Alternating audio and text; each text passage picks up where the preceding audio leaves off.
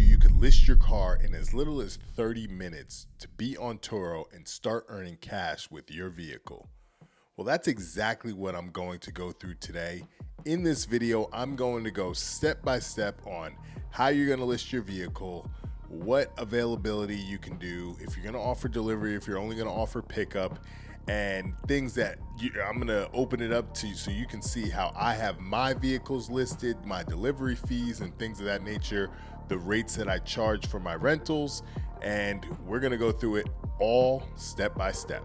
Okay, so we are going to start with the vehicle eligibility. So if you haven't seen my other video, I talk about using your personal vehicle first. If you are going to try this out, see if it's something that you like, it's a good side hustle for you, I'd recommend trying your personal vehicle first before you ever go into buying a vehicle specifically for this. But at the end, I will actually show you, hey, if you are at that point where you're thinking about buying another vehicle for your Turo business, I'll actually show you what I look at when I'm looking at adding a vehicle for my business. So vehicle requirements are, it needs to at least be no later than 12 years old. No more than 12 years old. And there is some exceptions for specialty vehicles. So if you do have some vintage vehicles, I believe they do have an exception for that. And it cannot be over 130,000 miles. Now, a lot of the people on YouTube that buy cash vehicles, they might get something that is, 10 years old and 120,000 miles. Well, they will grandfather that car in as long as you keep it in a good condition. So that's something to think about. Yeah, so has a fair market value of up to $200,000. So if you're looking at getting, something outrageously priced that's over $200,000, just know that Turo only will cover up to $200,000. So that's something to think about. And then you can actually go down this and see what type of requirements you are. It's right on the Turo homepage, but it truly is. I mean, this opens you up to a lot of vehicles, so you will actually have an idea of, if your vehicle will apply or not. Next, I'm logged in on my host page right now, and you can it's as simple as downloading the Turo app, right? Actually going to vehicles, and then it's as simple as list your car, right? Now, I have all my cars listed right now, so I can't really go through it right here on the app, but I'm going to go through all the steps so that you're going to know what they're asking for, so on and so forth. So you will list your car. You're going to put where your car is located, what city, what state, what address.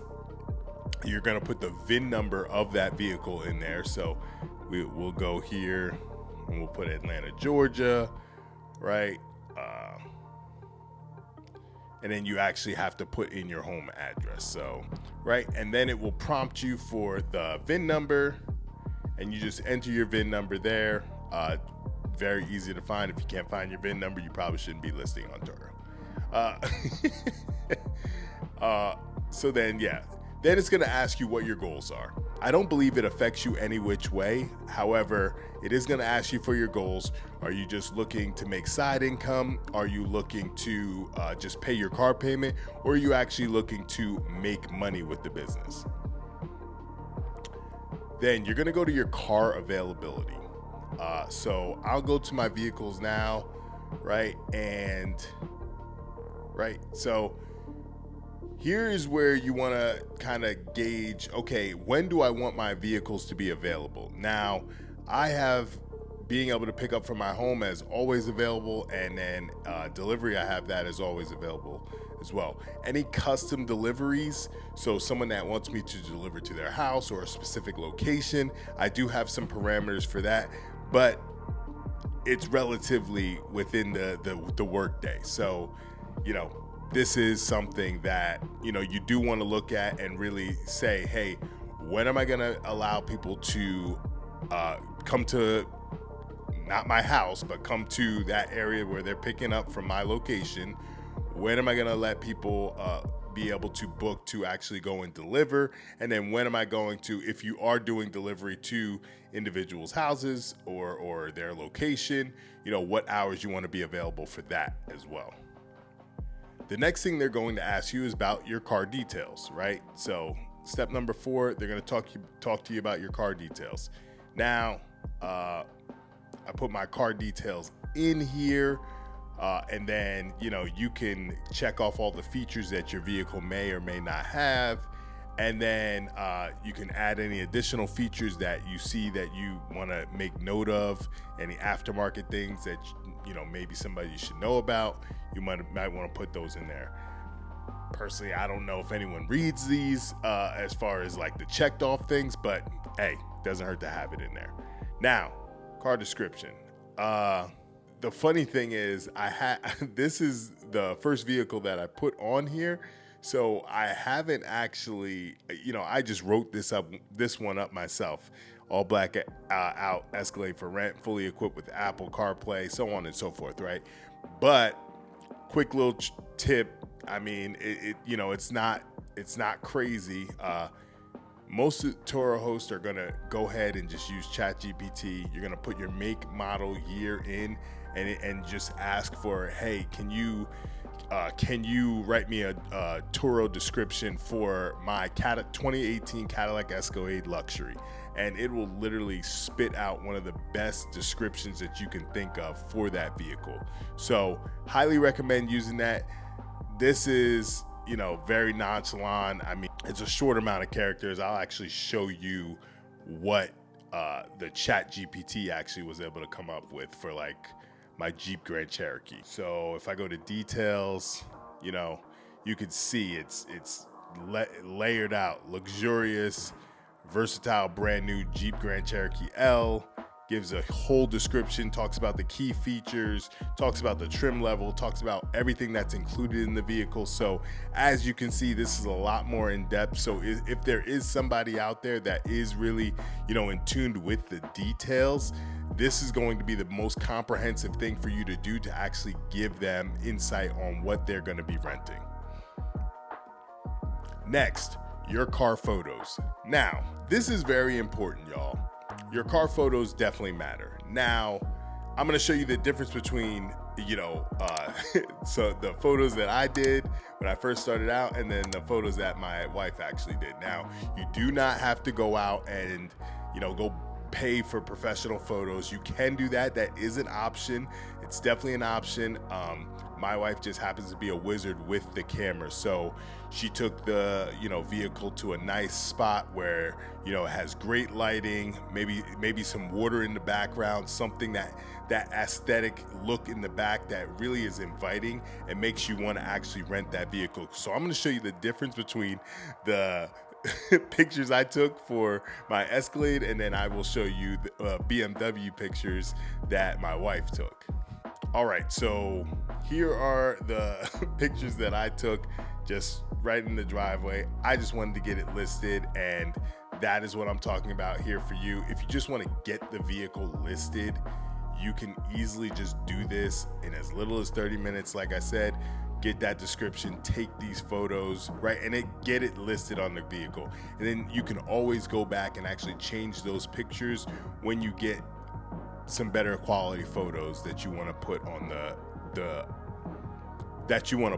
the platform. So you can see, inside. Now, pro tip, when you take your photos, you actually want to be back very far because your photos may look the right way on your camera and you want to take it in landscape mode. They may look very good on your camera, but once you upload them up into the Turo app, it actually shrinks them and zooms in a lot more. So you can see a lot of these photos have kind of came out a little distorted, or at least they seem so zoomed in that you're not actually getting the full picture of that vehicle. So a quick Google search about, how far back and how you should actually take pictures with Turo will give you all the answers that you need on that. But, you can just see, it was just fly by night. Hey, I just want to get the pictures in. Now, I will show you my BMW 5 Series that my wife took pictures with. All right, so considerable difference. Great backdrop. There's water in the back. There's great lighting. And I mean, it's just overall very good pictures. We didn't know about that whole standing back thing. So as you can see, some of these photos are still a little zoomed in. But overall, you see what you're getting. You're actually getting a great view of the vehicle, and nobody is not going to rent your car now because of bad pictures. Bad pictures can limit the ability for you to actually rent your vehicle. They want to see that it's in good condition. It just makes it pop a lot more when you're scrolling down. Listen, you guys are going up against so many other competitors in the market that are using their car as their Turo vehicle. And you want to make sure that yours is actually going to stand out. All right, next on the list, you're just gonna go through the safety and quality standards. They're gonna ask you certain questions about your vehicle, make sure that the safety and quality is up to par, and then you're gonna be able to submit your listing. All right, so I'm gonna go through how you're actually going to price your vehicle, what you wanna do as far as your pricing goes, and then basically based off of that, you can kind of infer what you want to charge for your vehicle. What I would recommend is going into the guest portal and actually searching for, so I live in the Tampa area, so I'm going to go Tampa International Airport, and then I'm going to search for my vehicle. So I'm going to search for other SUVs maybe, in the same bracket to see what people are charging for those vehicles. But then let's just go ahead and actually search for my make and model and see what other individuals are charging. So 7 or more seats, automatic transmission, and then we'll just go there. 100 miles a day or more. So in my area, I believe this is for this weekend, right? So obviously choices are going to be very slim. There is a 2018 Escalade that is for rent, and then there's also a 2022 Escalade that's for rent. So as you can see, the 2018 rents for about $107 a day. This 2022 Escalade is renting for about $192. So but it's only been on one trip. So you got to kind of gauge that on, hey, what am I trying to accomplish here? If I want more volume and I actually want to make money on this, maybe I got to drop this a little bit lower than 192 because, and granted, this could get rented very quickly. It could get rented tonight. I've been known to get last minute rentals, as I'm sleeping, a rental reservation will pop up. But you got to really gauge, hey, what do I want to do with this? Do I want to have frequent renters, or do I set it at a price that, hey, it's only worth it if it actually goes out at this price? And that might be this individual. He's like, hey, I love my car. I'm only going to rent it if it goes out for $192. And I mean, he's got one trip on it. So, who knows? He may be able to get that demand. Another thing that you also want to look at as far as your pricing goes is you can actually go and click into it.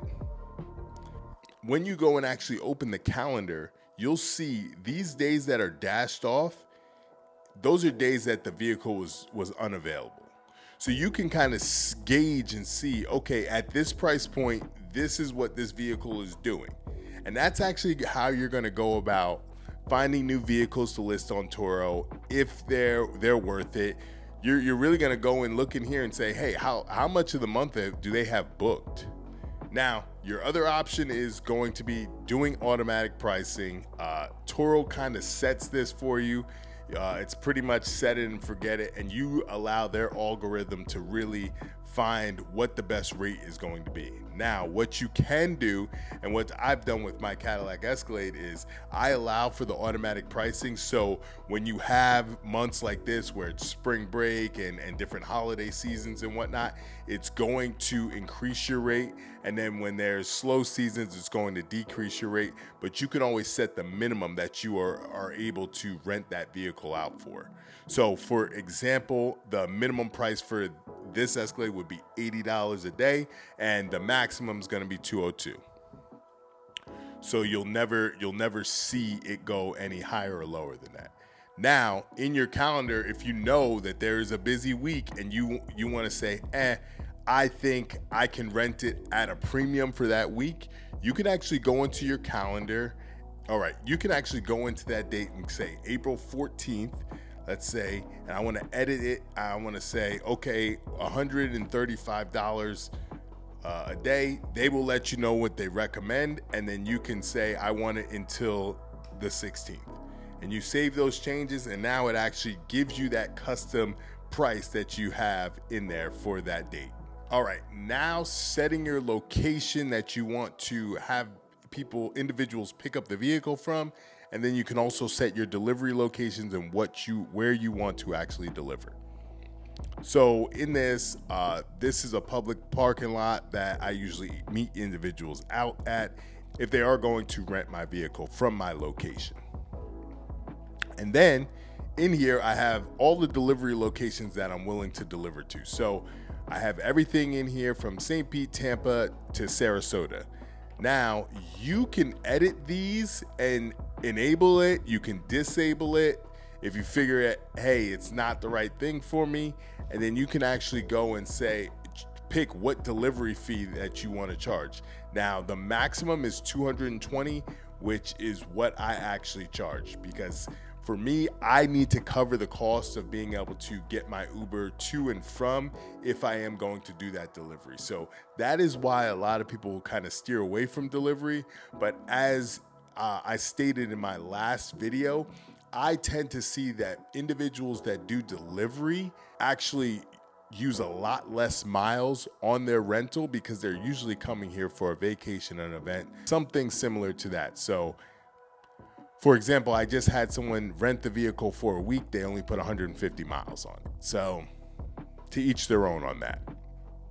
And then, yeah, you can set your rates, and then you can also offer delivery to a custom location. Again, I set mine at $100 for a delivery fee, and it shouldn't have been 25 miles. I will offer up to 10 miles for that. It's a little bit trickier when you have to deliver to somebody, because typically you're going to have to pick up and deliver at those specific times. Whereas with the airport, what I usually do is I park the vehicle in the Tampa economy parking, and then what I can do is actually lock the vehicle remotely and unlock the vehicle remotely. So I actually go on off hours to deliver the vehicle at the Tampa airport, at Sarasota airport, and that way it doesn't interfere with my midday. When someone's requesting the vehicle at 3 o'clock and you're picking it up or you're delivering it to their house, you really, you need to be there within that time. And when you're picking up, you really kind of need to be there within that time to actually get the vehicle. Or you can, usually talk to the guest and say, hey, is it okay if I come a couple hours late to pick up the vehicle, so on and so forth. Usually people will work with you, but that is one reason why, I kind of try not to deliver too far.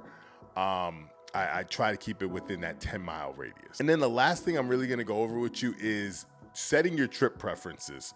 So if you want to set your, something that you used to be able to do was to not have guests be able to book instantly.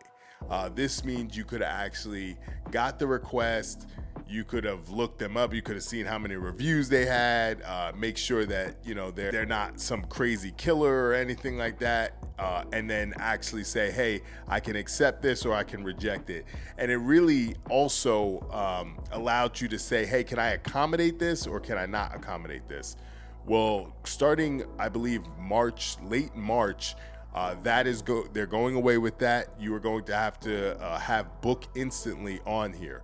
What that means is the guest is going to be able to book the vehicle right when they do it in the app, and you do not have the leeway to approve or reject that. Now you can, if you do see something that you're not happy about or you're weary of, you can always cancel that rental. However, it will look negatively upon you. And okay, so now that they all have book instantly, you really want to make sure that you have your preferences streamlined and accurate. So for me, I need to know in at least 6 hours notice if I'm going to deliver to any of my locations.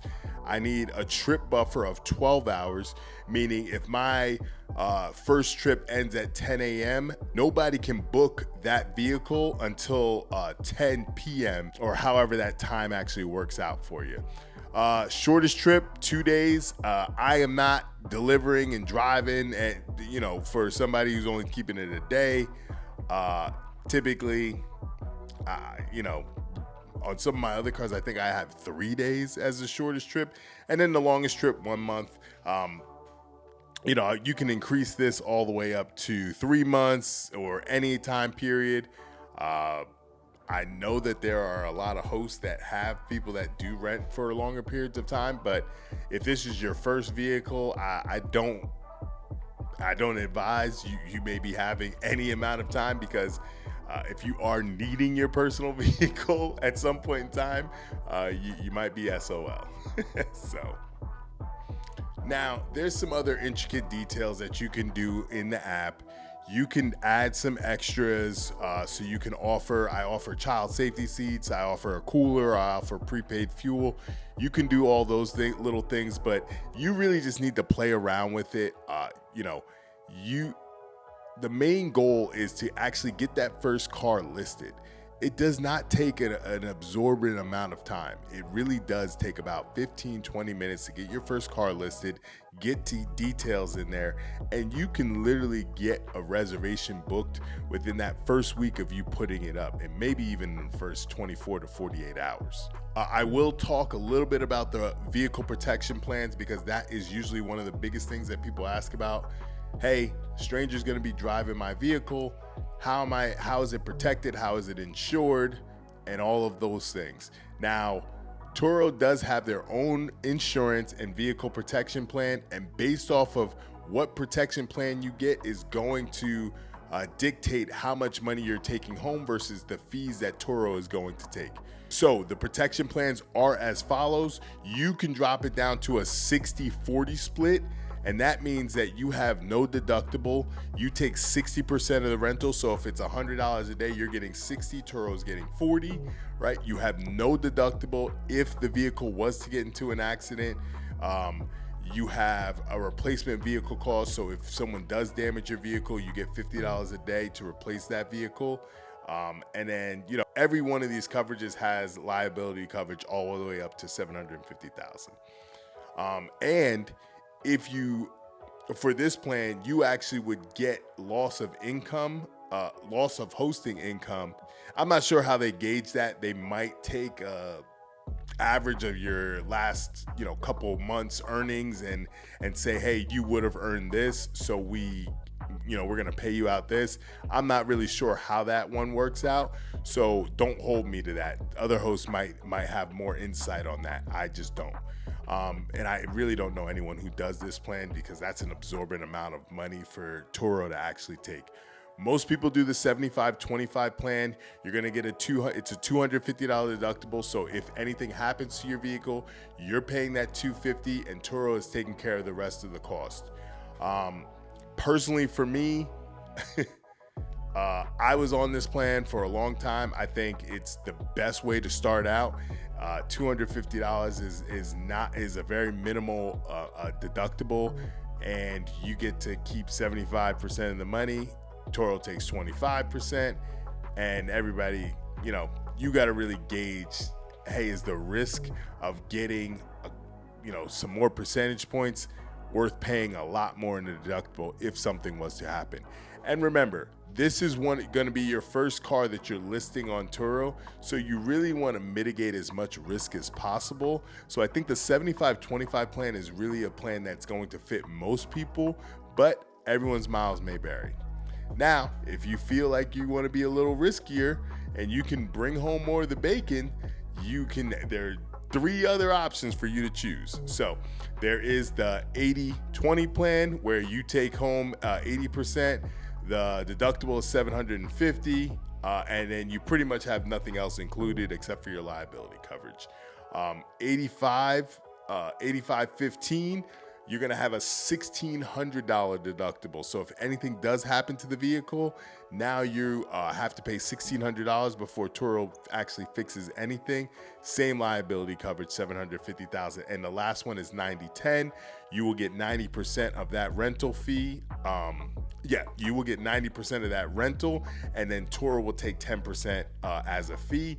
But the deductible shoots all the way up to $2,500. So for me, the risk really wasn't worth the reward to go all the way up to 90%.